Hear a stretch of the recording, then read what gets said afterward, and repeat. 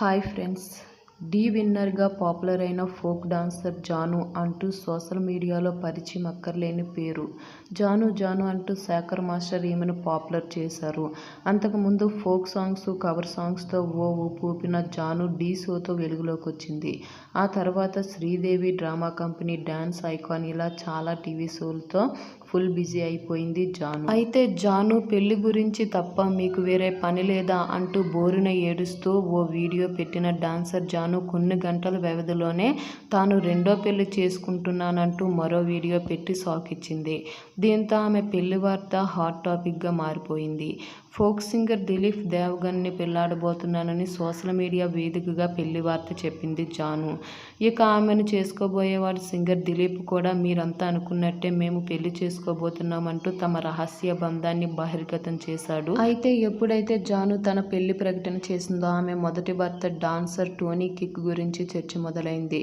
Tony Janu ప్రేమించి పెళ్లి చేసుకున్నారు. వీళ్ళకి లిరి అనే కొడుకు కూడా ఉన్నాడు. జానుకి పెళ్లి వయసు రాకుండానే టోనీ ప్రేమలో పడింది. ప్రపోజ్ చేసి చివరికి టోనీని పెళ్లి చేసుకుంది. అయితే కొడుకు పుట్టిన 4 ఏళ్ల తర్వాత టోనీతో విభేదాలు రావడంతో విడిపోయింది జాను. అప్పటి నుంచి ఒంటరిగానే ఉన్న జాను త్వరలో ఫోక్ సింగర్ దిలీప్ని పెళ్లాడబోతుందనే వార్తలు బయటకు వచ్చాయి. ఇదిలా ఉంటే ఎప్పుడైతే తన జీవితంలో బ్రేకప్ అయ్యిందో అప్పటి నుండి టోనీ చనిపోయాడని, చచ్చి బతికిన టోనీ ఇలా ఉన్నాడంటే తన స్నేహితుల వల్లే అంటూ కన్నీళ్లు పెట్టుకుంటూ భావోద్వేగానికి గురయ్యాడు టోనీ. ఓ మీడియా ఛానల్కి ఇచ్చిన ఇంటర్వ్యూలో టోనీ తన కొడుకును గుర్తు చేసుకుని కన్నీటి పర్యతమయ్యాడు. ఇక ఎందుకు విడిపోయారు అనే దానికి కారణం చెప్పడం ఇష్టం లేదని, అయిపోయింది ఏదో అయిపోయింది, ఆమె గురించి మాట్లాడడం కూడా నాకు ఇష్టం లేదు, ఆమె గుర్తుకు రాదా అంటే రాదు, ఎందుకంటే అంత అనుభవించా, వదిలేసినందుకు నేను బాధపడటం లేదు, ఎందుకంటే నేను తప్పుడు నిర్ణయం తీసుకుంటే బాధపడేవాణ్ణి, కానీ నేను తీసుకున్న నిర్ణయం కరెక్టే కాబట్టి బాధ లేదు. ఒక్క బాబు విషయంలోనే బాధగా ఉంది, కానీ ఎంతైనా వాడు నా కొడుకు కాబట్టి ఫ్యూచర్లో వాడికి చేయాల్సింది వాడికి చేస్తా. ఎప్పటికైనా నా కొడుకు నా కొడుకే. డాడీ అనే పిలుపు విని చాలా రోజులయ్యింది. నా కొడుకు అంటే నాకు ప్రాణం. వాడి జ్ఞాపకాలతోనే బ్రతికేస్తున్నా. నా దగ్గర వాడి వీడియోలు చాలా ఉన్నాయి. గుర్తొచ్చిన ప్రతిసారి వాటినే చూస్తుంటా. ఆ బాధను చెప్పుకోలేను. ఉన్నానంటే ఉన్నానంతే. లైఫ్లో ఎంతో కోల్పోయాను. వాడంటే నాకు చాలా ఇష్టం. వాడికి దూరంగా ఉండలేకపోతున్నాను, కానీ తప్పడం లేదు. ఎంతైనా వాడు నా రక్తం. నేను రాకేష్ మాస్టర్ దగ్గర అసిస్టెంట్గా పనిచేస్తున్న టైంలో రవి అనే ఫ్రెండ్ ద్వారా ఆ అమ్మాయి పరిచయం అయ్యింది. ఆమె పేరు చెప్పడం ఇష్టం లేదు, కానీ 2010లో ఫోన్ కాల్ ద్వారా నాకు పరిచయం అయ్యింది. నా ఫ్రెండ్ రవి ఫోన్ చేసి నీతో ఒక అమ్మాయి మాట్లాడాలని అనుకుంటుంది అంటూ ఆమెను పరిచయం చేశాడు. ఆ తర్వాత ఇద్దరం ప్రేమించుకున్నాం, పెళ్లి కూడా చేసుకున్నాం. బ్రేకప్ అయిన తర్వాత 24 గంటలు తాగుతూనే ఉండేవాడిని. ఎలా బతికానో నాకే తెలియదు. అంత బాధలో నుంచి బయటకు వస్తానో లేదో కూడా తెలియదు. ఫ్యామిలీ, ఫ్రెండ్స్ అందరినీ వదిలేసా.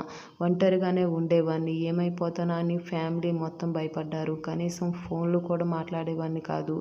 ఒక రకంగా టోనీ చనిపోయినట్టే. అలాంటి నన్ను మళ్ళీ మనిషిని చేసింది నా స్నేహితులే. చెర్రీ, రఘు, జానకి, శివవెలుపుల, రామన్న, వెంకీ, మంకీ డాడీ ఇలా చాలామంది నన్ను మనిషిని చేశారు. నన్ను సపోర్ట్ చేసి మళ్ళీ నిలబెట్టారు. బాబు కోసం ఒంటరిగా ఫీల్ అయిన ప్రతిసారి తోడుగా ఉన్నారు వీళ్ళందరూ. ఆ సంఘటనతో నేను ఎంత ఎఫెక్ట్ అయ్యానంటే నాకు ఒక చెవి సరిగా పని చేయదు. డిప్రెషన్లో వినికిడి శక్తి తగ్గిపోతూ ఉంది. 30% ఒక చెవి పని చేయదు. ఎక్కువ ఆలోచనల వల్ల బ్రెయిన్ నరం, ఇయర్ నరంపై ఒత్తిడి ఎక్కువయ్యిందని డాక్టర్లు చెప్పారు. దానివల్ల బీపీ పెరిగినప్పుడల్లా చెవి సరిగా వినిపించదని చెప్పారు. చెవిలో ఒక శబ్దం వినిపిస్తూనే ఉంటుంది. ఒంటరిగా ఉంటే ఆ సౌండ్ ఇంకా పెరుగుతుంది. చాలా హాస్పిటల్కి తిరిగాను, కానీ తగ్గలేదు. కూలింగ్లోని కూడా ఉండకూడదని డాక్టర్లు చెప్పారు. ప్రేమ అనేది అమ్మా నాన్నల దగ్గర ఉంటుంది. అదే ప్రేమను పిల్లల దగ్గర చూస్తాం. చిన్ను నా దగ్గర నుంచి 4 ఏళ్ల వరకు ఉన్నాడు. ఆ తర్వాత తీసుకుని వెళ్ళిపోయింది. 4 ఏళ్ల వరకు వాడు నాతోనే ఉండేవాడు. వాడు గుర్తొచ్చిన ప్రతిసారి ఏడుస్తూనే ఉంటాను. ఇంటికి పోతే నా కొడుకే గుర్తొస్తాడు. అందుకే ఇంటికి పోను. ఎందుకంటే ఇంటికి వెళ్తే అన్న వాళ్ళ పిల్లలు ఇంట్లో ఉంటారు. వాళ్ళతోనే ఆడుకునేవాడు. వాళ్ళని చూస్తే నా కొడుకు గుర్తొస్తాడు. అది నేను ఫేస్ చేయలేకపోతున్నా. అమ్మ నాన్నలు నన్ను చూసి బాధపడుతుంటారు. అదంతా నాకు ఇబ్బందిగా అనిపిస్తుంది. కనీసం ఫోన్ కాల్స్ కూడా మాట్లాడనీయదు. అలాగే ఫోన్ చేస్తే ఫోన్ లిఫ్ట్ చేయదు. నా కొడుకు చేత మాట్లాడనీయదు అంటూ కన్నీటి పర్యతమయ్యాడు టోనీ కిక్. అయితే జాను లిరిపై మీ అభిప్రాయం ఏంటో కామెంట్ చేయండి. అలాగే ఈ వీడియో నచ్చితే లైక్ చేయండి. మా ఛానల్ని సబ్స్క్రైబ్ చేసుకోండి.